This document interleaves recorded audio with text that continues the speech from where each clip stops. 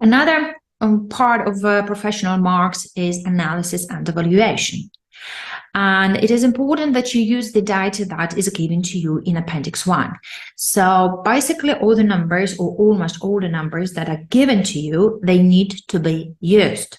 And you need to be able to tag them and to make your calculations.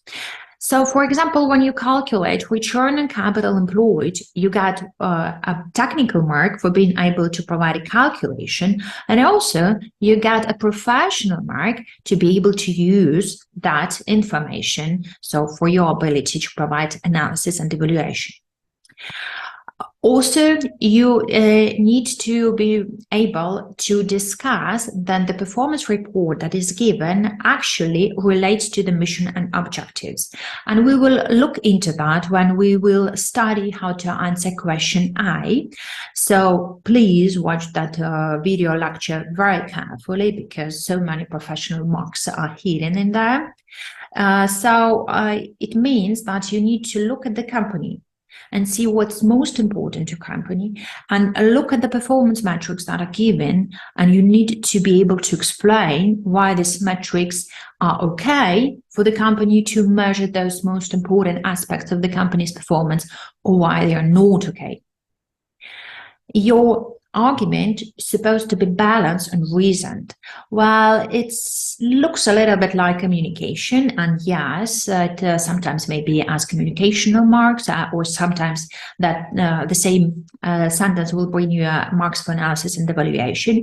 So important is that you explain, because therefore, as such, so that is why.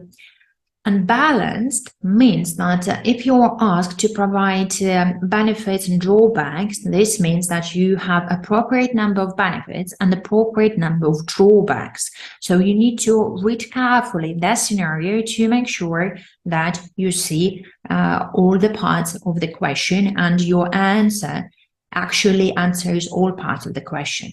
And if you do not do that, then you both lose technical marks and you both lose professional marks.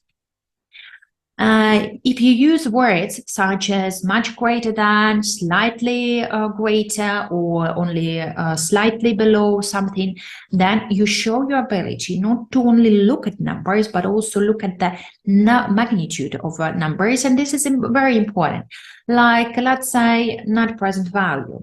When net present value is only slightly higher than 0 compared to the level of investment, then you would say that, well, actually, the NPV is positive, but it's only slightly positive. And if some of the variables change, for example, demand, then the project can actually destroy company's value.